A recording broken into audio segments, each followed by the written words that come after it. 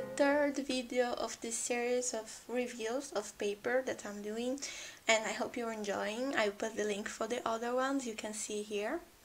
I will put somewhere, okay, in the video. And this is the third part. I will talk about drawing papers. I'm calling drawing papers between with the weight between 220 and 290 grams, okay? So for starting, I just tested 2 papers, not that much, I know, sorry, but it's because I don't use this kind of paper a lot. So it's a Lana paper. I really like this brand. It's very traditional brand.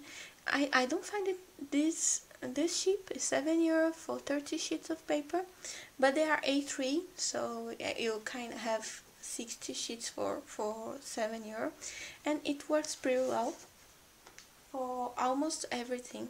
You can see here the watercolor result. It's uniform, so if you're searching for a uniform color, this paper will be good.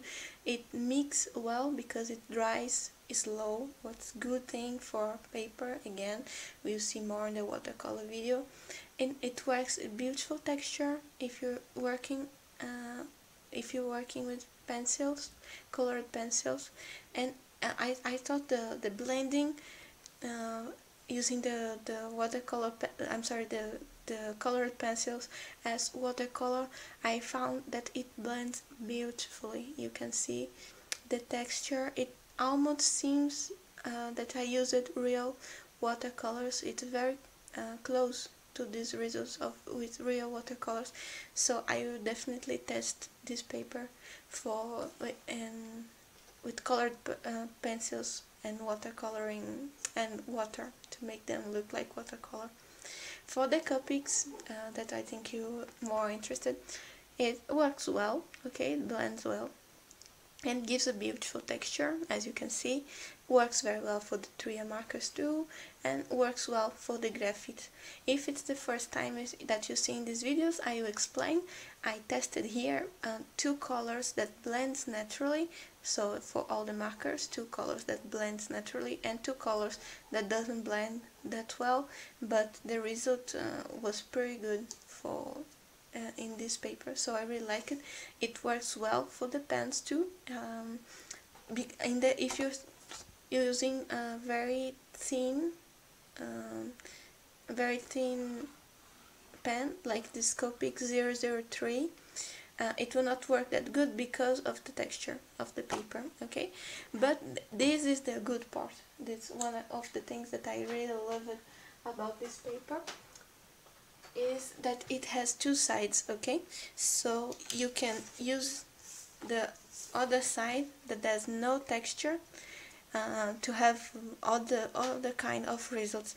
As you can see here, the watercolors doesn't look as beautiful as in the textured side, and I forgot to test this, but I think it will not look that good.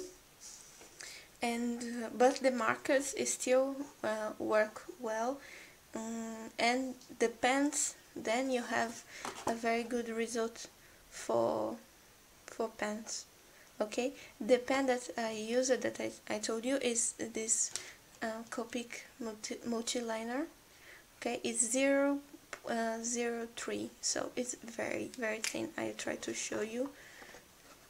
Is this point is nothing. The point is the very thin black thing that you see, okay? I think it's perfect to see now, and it's very thin, makes this kind of line, and it works perfectly in this paper. The other paper that I tried is a brand that I really like, really love, and it was very expensive to work with it in Brazil, so I started to work with it, and here it's cheaper than in Brazil. It's by Fabriano. It was the only paper by Fabriano that I tested, but I want to test more. It's the line called Academia, okay? It's for drawing and watercolor because it's already a bit heavy paper. It's 240 grams, and it comes with 100 sheets of paper for €12. so it's very cheap for paper in this quality.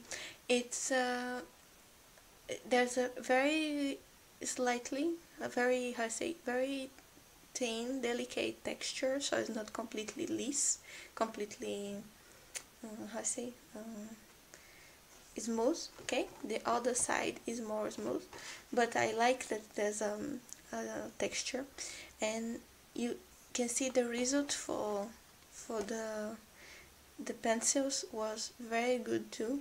You can see here.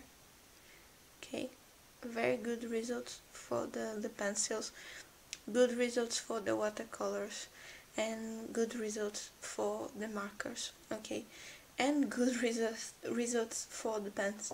So I would really recommend you, if you find this block with 100 sheets, you can buy it, because it's really not expensive for the quality of the paper, and it's a acid-free paper.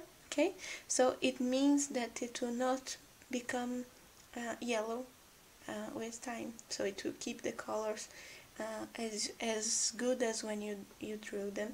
So in this test with the Lana paper and the Fabriano, I didn't have especially a paper that I didn't like, okay, because I like both brands, but I hope this video was useful and that it helps you to decide your next paper for your next project. Okay, the next video will be about the watercolor papers, and I hope you like it and this was useful for you. Okay, bye bye and see you next.